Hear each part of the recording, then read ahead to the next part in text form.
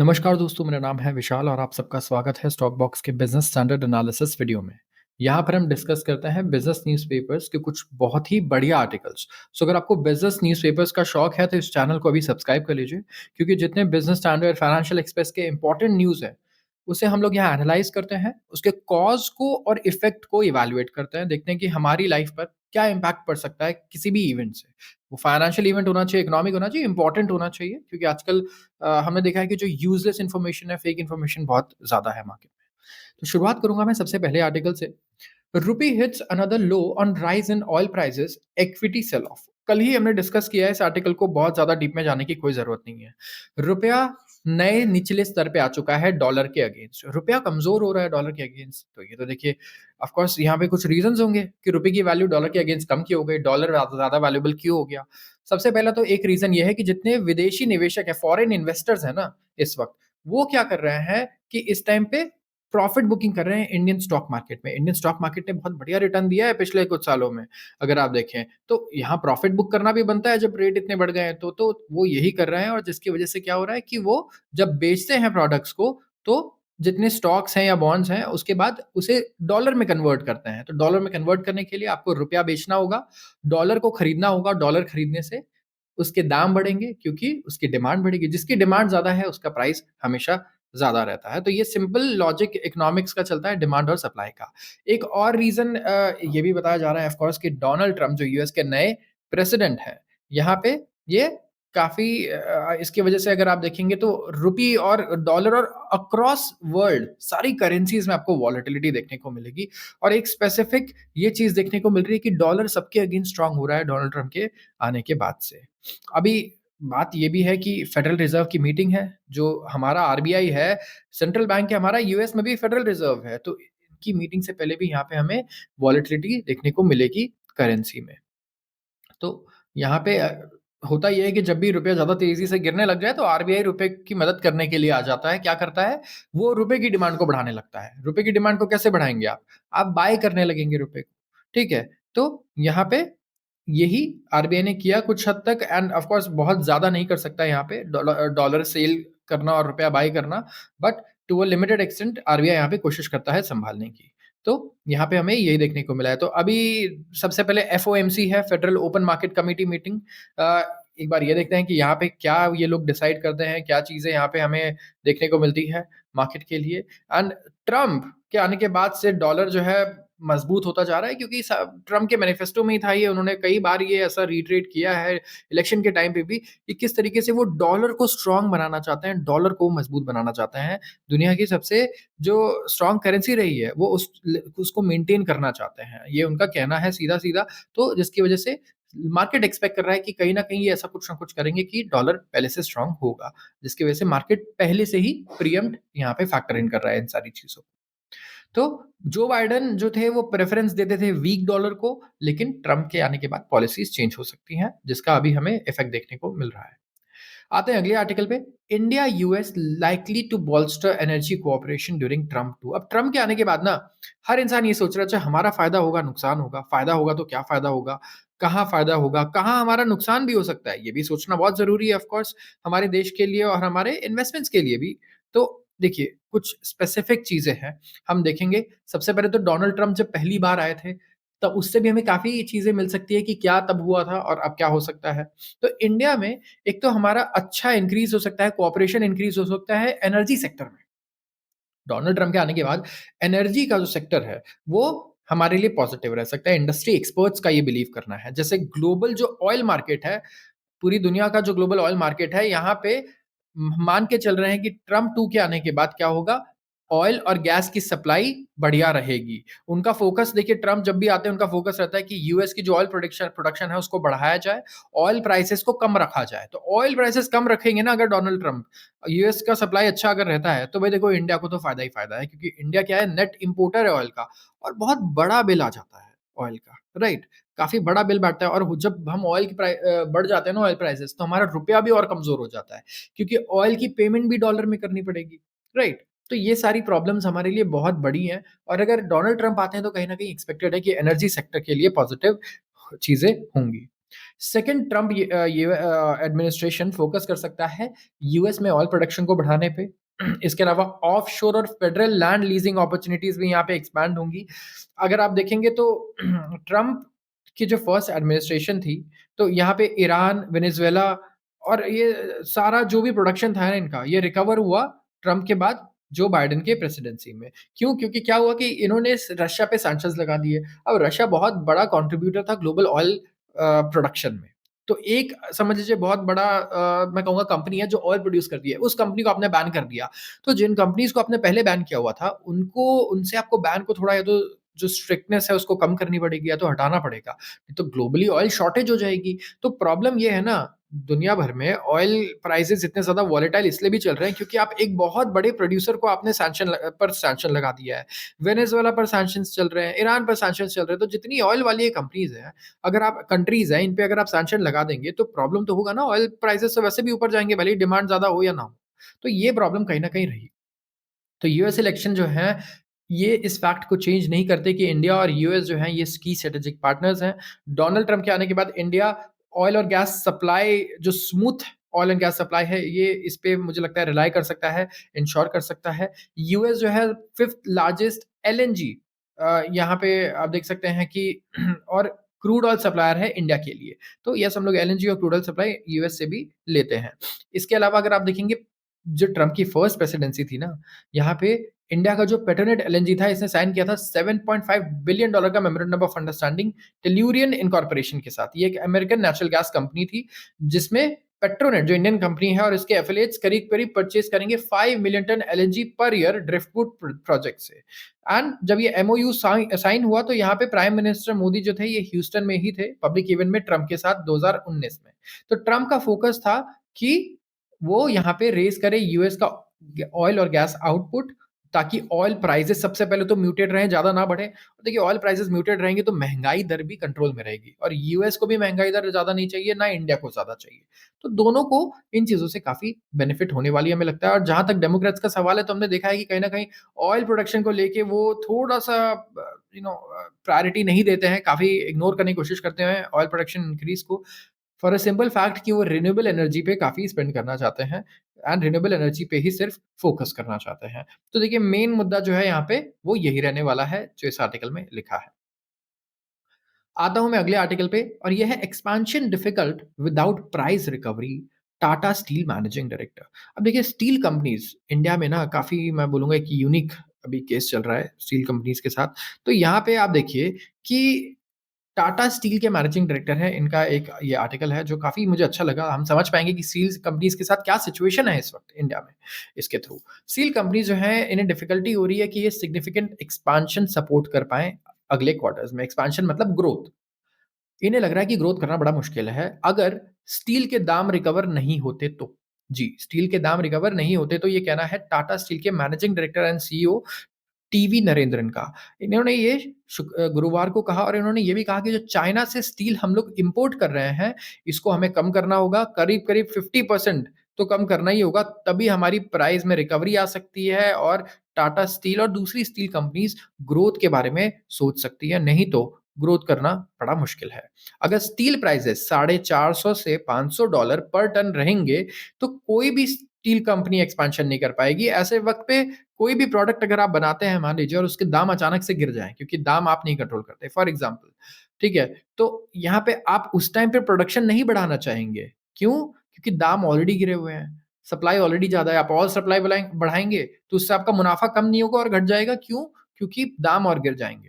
तो आपको यहाँ पे एक्सपेंशन करने का नहीं सोचोगे आप कॉस्ट को कम करने का सोचोगे, राइट? तो यहाँ पे यही प्रॉब्लम स्टील इंडस्ट्री के साथ है। तो जितनी भी अदर कंट्रीज़ हैं, उन्होंने ऑलरेडी एक्शन ले लिया है एंड इन्होंने भी गवर्नमेंट को सबमिट किया है, सबमिशन दिया है कि गवर्नमेंट यहाँ एक्शन ले और कुछ करे डोमेस्टिक स्टील इंडस्ट्रीज़ के लिए, क्योंकि चाइना जो है ये स्टील बेच रहा है ऐसी प्राइसेज़ पर जहाँ पे पैसा कमाना पॉसिबल ही नहीं है। हम बेसिकली समझ लीजिए कि स्टील बना रहे हैं, बेच रहे हैं कॉस्ट पे या बहुत ही मिनिमम प्रॉफिट पे। तो इनका कहना है कि चाइना ने ऑलरेडी इनिशिएटिव्स ले लिए हैं कि वो अपने स्टील सरप्लस प्रॉब्लम को सॉल्व करे। उनके पास क्या है, स्टील ज़्यादा है, तो वो कम दाम पर भी बेच देंगे, कॉस्ट पे भी बेच देंगे ना, उनको कोई दिक्कत नहीं है सबसे पहले तो। क्यों? क्योंकि एक तो उनकी गवर्नमेंट उनको बहुत सब्सिडी देती है वहाँ की कंपनीज़ को। दूसरी चीज़ क्या है, दूसरी एक और इम्पोर्टेंट चीज़ ये है कि भई अगर आपके पास सामान पड़ा है, ठीक है? आपको पता है कि ये यूज़ हो ही नहीं रहा, तो पड़े-पड़े जगह ले रहा है, उसको स्टोर करने के लिए गोडाउन का तो आप रेंट पे कर रहे हैं, तो नुकसान हो रहा है आपका। तो नहीं बिक रहा है 1 साल, 2 साल, उससे अच्छा कि आप उसे किसी भी दाम पे बेच दो। क्यों? क्योंकि तब भी पैसे बचेंगे ही, उसको स्टोर करना इतना एक्सपेंसिव पड़ जाएगा आपको। तो यही चाइनीज़ कंपनीज़ के साथ हुआ और उन्होंने स्टील डंप कर दिए इंडिया में, यूएस में, हर जगह। अब क्या है कि बाकी जगहों पर गवर्नमेंट ने एक्शन लिए हैं, जहाँ पे उन्होंने स्टील के लिए कहा कि नहीं ठीक है, हम कैप लगा रहे हैं कि या तो हम इन पे टैक्स लगा दे रहे हैं, एंटी डंपिंग ड्यूटी लगा रहे हैं चाइना की स्टील पे, या तो फिर हम रिस्ट्रिक्शंस कर रहे हैं इनके इम्पोर्ट पे। इंडिया में ये नहीं हो पाया, जिसकी वजह से अब देखिए पूरी स्टील इंडस्ट्री यहाँ पे अभी इनके स्टॉक प्राइस में ही आपको दिख जाएगा, एक्सेप्ट 1 या 2 स्टील कंपनीज़ आप देखिए, नहीं कर रही हैं अच्छा, नहीं कर पा रही हैं। और एक्सपेंशन भी नहीं कर रही है, प्रॉब्लम ये है। तो टाटा स्टील ने एक तो ये कहा कि यूरोप में जो मार्केट्स हैं वो वॉलेटाइल है, मतलब वहाँ उतार-चढ़ाव है अभी, क्योंकि टाटा स्टील का यूरोप में बहुत अच्छा प्रेज़ेंस है। तो जिसकी वजह से ये डोमे सोच रहे थे कि इंडिया पे फ़ोकस करते हैं, लेकिन अब इंडिया पे फ़ोकस करने आए तो देखा कि यहाँ पे एक्सपेंशन कैसे करें जब इतनी सस्ती स्टील बिक रही है यहाँ पे। इतना पैसा खर्च करके अगर हमें सिर्फ़ कॉस्ट पे ही बेचना है, तो क्या फ़ायदा? तो यहाँ पे ये एक बहुत बड़ी समस्या है जिसे गवर्नमेंट को सॉल्व करना होगा। आता हूँ मैं अगले आर्टिकल पे। Physics Wallah's FY 24 revenue zooms 161%। Physics Wallah सब लोग जानते हैं, एडटेक कंपनी है, एडटेक यूनिकॉर्न है। यूनिकॉर्न वो स्टार्टअप्स होते हैं बेसिकली, कंपनीज जो 1 बिलियन डॉलर के वैल्यूएशन को क्रॉस करते हैं। एंड फिजिक्स वाला ने 161% इंक्रीज रिकॉर्ड किया है ऑपरेटिंग रेवेन्यू में एट 1940 करोड़, अप फ्रॉम द रीस्टेटेड 744 करोड़। कंपनी ने प्रीवियसली डिस्क्लोज किया था एफ वाई 23 में कि इनका जो टोटल सेल्स है ये है 779 करोड़।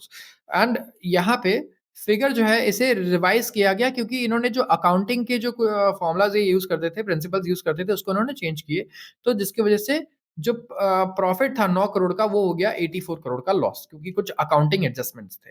तो यहाँ पे अब देखेंगे तो रेवेन्यू में काफ़ी बढ़िया ग्रोथ है। 780 करोड़ का रेवेन्यू था पिछले साल और अब 1940 करोड़ का रेवेन्यू है। तो ये तो बहुत बढ़िया ग्रोथ है। और स्ट्रॉन्ग रेवेन्यू के बावजूद फिजिक्स वाला जो अभी लॉस में ही चल रहा है, एंड इनका लॉस 13 गुना बढ़ा है टू 1130 करोड़। तो इनका रेवेन्यू आया कितना? 1900 करोड़ के, आपने प्रोडक्ट बेचे 2000 करोड़ के, और 1150 करोड़ का आपका लॉस है। तो काफ़ी बड़ा लॉस है। मतलब यहाँ पे आप देखिए कि बेसिकली काफ़ी मतलब एक्सपेंशन कर रहे हैं, लेकिन ये सारा एक्सपेंशन जो हो रहा है ये कैपिटल ड्रिवन है अभी। एंड जो इंक्रीज़ है ये हो रहा है नॉन कैश एडजस्टमेंट्स की वजह से। जैसे 756 करोड़ जो है फेयर वैल्यू लॉसेस में है, वो है कंपल्सरीली कन्वर्टिबल प्रेफरेंस शेयर्स की वजह से, जो नए अकाउंटिंग स्टैंडर्ड्स की वजह से इन्हें यहाँ अकाउंटिंग चेंज करनी पड़ी, जिसका कारण रहा कि इतना बड़ा लॉस देखने को मिला। तो इसको अगर आप हटा दें तो कंपनी का जो लॉस रहेगा वो रहेगा 375 करोड़ के आसपास। फिजिक्स वाला ने 90% जो रेवेन्यू है ना वो एजुकेशनल सर्विसेज से जनरेट किए हैं, और बाकी आए हैं प्रोडक्ट सेल से, जो अलग कुछ प्रोडक्ट्स रहते होंगे उनके। तो टोटल जो फर्म के एक्सपेंसेस हैं वो 280% बढ़े हैं टू 3280 करोड़ के आसपास। तो यहाँ पे आप देखिए एजुकेशनल इंस्टीट्यूट्स इंडिया में इतना कमा रही हैं, मतलब बाहर हमें यूजुअली देखने को नहीं मिलता कि एजुकेशनल कोचिंग सेंटर्स इतना पैसा कमाएँ जितना इंडिया में कोचिंग सेंटर्स पैसा कमाती है। और मैं बताऊँ, कॉलेजेस भी कहाँ इतना पैसा कमा पा रहे हैं। कॉलेजेस भी इतना पैसा नहीं कमा रहे हैं। जहाँ पर जाने के लिए आप कोचिंग ले रहे हो, वो इंस्टीट्यूट ज़्यादा बड़ी है, जिस जगह जाना है जाने की आप सोच रहे हो उससे। ऐसा हो गया है इन टर्म्स ऑफ फाइनेंशियल्स की मैं अगर बात करूँ। आते हैं अगले आर्टिकल पे। China exports grow fastest in 2 years beats forecast. अब मैं बात करने वाला हूँ, अभी रिलेट करते हैं, काम करते हैं हम लोग। स्टील वाला आर्टिकल अभी पढ़ा हमने, किस तरीके से चाइना में ज़्यादा ग्रोथ नहीं हो रही, तो क्या हो रहा है, ये स्टील यहाँ डंप कर दे रहे हैं क्योंकि ग्रोथ ही नहीं है तो बिक नहीं रहा है, राइट? तो इंडिया को नुकसान हो जा रहा है उससे। लेकिन अब न्यूज़ ये आई कि जो चाइना के एक्सपोर्ट्स है, जो चाइना एक्सपोर्ट करता है, ये पिछले 2 साल में सबसे फास्ट रेट से ग्रो किया है अभी। और ये हुआ है अक्टूबर में। तो अक्टूबर में हमने रिकॉर्ड किया है कि सबसे फास्टेस्ट ग्रोथ रही है एक्सपोर्ट्स में। फैक्ट्रीज जो है इन्होंने इन्वेंट्री भरी है मेजर मार्केट्स में, और ये आगे जो है फर्दर टैरिफ्स भी एक्सपोर्ट कर रहे हैं यूएस से। तो देखिए, यूएस और यूरोपियन यूनियन, इन दोनों जगह से चाइना की कंपनी क्या एक्सपेक्ट कर रही है ना कि देखो यहाँ तो भाई हमें लगने वाला है बहुत बड़ा-बड़ा टैक्स। क्योंकि ये तो पहले से मान के चल रहे हैं कि ये हम पे टैक्स लगाएँगे, इन्होंने आने से पहले ही बोल दिया था डोनाल्ड ट्रंप ने। और डोनाल्ड ट्रंप खुद ही टैक्स नहीं लगाएँगे, हो सकता है यूरोपियन कंट्रीज से भी बोले कि नहीं आप भी टैक्स लगाओ, आपको लगाना पड़ेगा इन पर टैक्स। तो प्रॉब्लम क्या होगी यहाँ पे? चाइनीज़ गुड्स तो बहुत महँगे हो जाएँगे। तो चाइना यहाँ पे शायद ये कर रहा है कि पहले ही ये रूल्स आए, इससे पहले ही यूएस और यूरोप में भर-भर के पहले से ही इन्वेंटरी भर दे रहा है अपनी, एक्सपोर्ट कर दे रहा है इस टाइम पे। ताकि जब रेट बढ़े तो एट लीस्ट ये जो प्रोडक्ट्स हैं, ये इनके बिक जाएँ विदाउट इंक्लूडिंग द टैरिफ्स। तो देखिए कितना पहले आगे का सोचना पड़ता है। अगर आप बिज़नेस कर रहे हैं तो आपको काफ़ी आगे का सोच के चलना पड़ता है और चाइनीज़ बिज़नेसमैन ने यहाँ पे काफ़ी आगे का सोचा एंड पहले ही यूएस में अपने प्रोडक्ट्स डंप करने इन्होंने शुरू कर दिए हैं और यूरोप में भी करने शुरू कर दिए हैं। तो डोनाल्ड ट्रम्प के आने के बाद आप देखिए कितनी सारे चेंजेज़ आ रहे हैं। एक तो इन्होंने प्लेज किया था, प्रॉमिस किया था कि ये टैक्स लगाएँगे, इम्पोर्ट ड्यूटी लगाएँगे चाइना के इम्पोर्ट पे। जहाँ जो भी चीज़ आप चाइना से इम्पोर्ट कर लो, 60% से ऊपर उस पे टैक्स रहेगा। ठीक है? जो ट्रम्प का टैरिफ है इससे करीब-करीब बहुत मतलब मैं कहूँगा बिलियंस नहीं hundreds of billions of dollars के एक्सपोर्ट्स और इंपोर्ट्स अफेक्ट हो सकते हैं। एंड यहाँ पे जो चाइनीज़ फैक्ट्री ओनर्स हैं और ऑफिशियल्स हैं जो करीब $500 बिलियन का वर्थ का शिपमेंट एनुअली यूएस में लेकर आते हैं, वो अब परेशान हैं। तो यहाँ पे काफ़ी प्रॉब्लम हो सकती है चाइनीज़ मैन्युफैक्चरर्स के लिए भी, तो वो भी अभी ज़रूर पैनिक कर रहे होंगे कि क्या डिसीजंस आता है उन्हें भी नहीं पता। जो एक्सपोर्ट मोमेंटम है वो एक ब्राइट स्पॉट है स्ट्रगलिंग इकोनॉमी के लिए वैसे तो, बट हमें देखना होगा कि ये सस्टेन कर पाता है या नहीं, जब यूएस में टेरिफ्स बढ़ जाते हैं और तो ये एक काफ़ी मतलब मैं कहूँगा इम्पोर्टेंट पार्ट रहेगा और मुझे ऐसा लगता है कि यूएस में जितनी चीज़ें महँगी हैं और मैन्युफैक्चरिंग जितना महँगा है, अगर मैं चाइनीज़ गुड्स को 60% भी महँगा कर दूँ ना, तब भी यूएस में मैन्युफैक्चर करना ज़्यादा महँगा होगा। ये बहुत ज़्यादा महँगा होगा यूएस में मैन्युफैक्चर करना, अगर आप चाइना से 60% इम्पोर्ट ड्यूटी भी पे करोगे किसी चीज़ का और खरीदोगे, वो आपको सस्ता ही पड़ेगा। तो ये एक इम्पोर्टेंट फैक्टर है जो देखना होगा कि यहाँ पे ये सॉल्व हो पाता है या नहीं हो पाता है। आते हैं अगले आर्टिकल पर, यहाँ बात हो रही है ओलंपिक्स की, कि क्या इंडिया भी बिड कर रहा है ओलंपिक के लिए, तो क्या इंडिया सही में होस्ट करना चाहता है ओलंपिक्स और क्या कर पाएगा?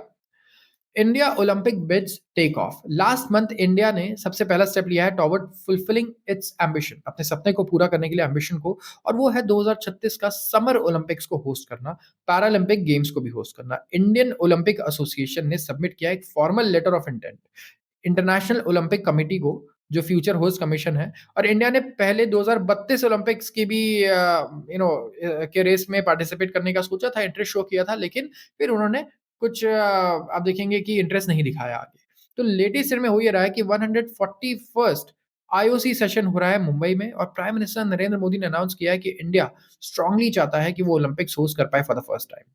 आईओसी के जो प्रेसिडेंट है थॉमस बाक, उन्होंने बैक किया है इंडिया को और कहा कि दूसरे भी कंटेंडर्स हैं जैसे कि Mexico, Poland, Egypt, South Korea, Saudi Arabia, Qatar, Indonesia, Chile, Turkey, and अगर इंडिया जीत जाता है यहाँ पे तो ये सिर्फ चौथी एशियन कंट्री होगी, जापान, साउथ कोरिया, चाइना के बाद, जो होस्ट करेगी ओलंपिक्स, इंटरनेशनल ओलंपिक्स अपने कंट्री में। तो अमंग इंडियन सिटीज अहमदाबाद को कहा जा रहा है कि एक फ्रंट रनर है होस्ट सिटी बनने के लिए। तो क्या जो होस्ट सिटी सिलेक्शन प्रोसेस है वो कैसा है? अब देखिए, अगर आप होस्ट करना चाहते हैं ओलंपिक्स तो इसमें एक इन्फॉर्मल डायलॉग होता है पहले तो, ठीक है, आप इन्फॉर्मली बात करते हो, ऑफिशियली नहीं है, अनऑफिशियली आप जाके ऐसे मिलोगे, बात करोगे। और आईओसी जो होता है हमेशा ओपन होता है इन्फॉर्मल और नॉन कमिटल डिस्कशंस के लिए भी किसी भी कंटेंडर के साथ। जो भी उसके नेशनल ओलंपिक कमिटीज़ है उसमें।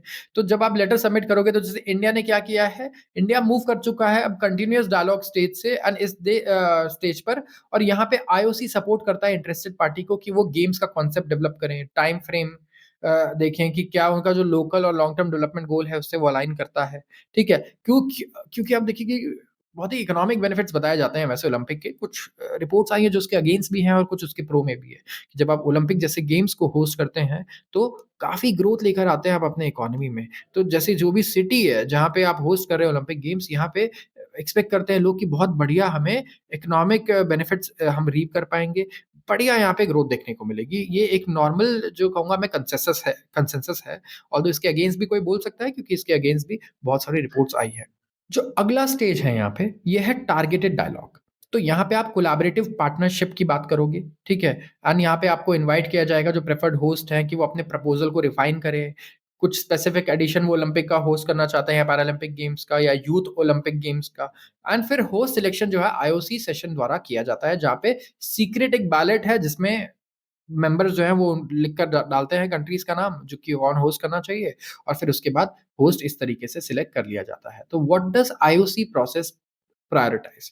जो ओलंपिक एजेंडा है 2020 का, ये अडॉप्ट किया गया था 2014 में as a guide for Olympic movement. Decision था कि हम एक इलेक्शन प्रोसेस रखें जो पास्ट चैलेंजेस की वजह से लिया गया ये डिसीजन, क्योंकि काफ़ी रेपुटेशनल रिस्क भी रहा है। देखिए मैं सही बताऊँ तो कतर ओलंपिक्स के बाद ना ओलंपिक कमिटी पे काफ़ी सवाल उठे हैं कि भाई इन्होंने या तो कुछ मतलब मैं कहूँगा कुछ करप्शन हुआ है या कुछ ऐसे मीन्स यूज़ किए हैं जिसकी वजह से ये कतर को ये ओलंपिक दे दिया गया, नहीं तो ये फेवरेट कोई भी इसके फ़ेवर में नहीं था।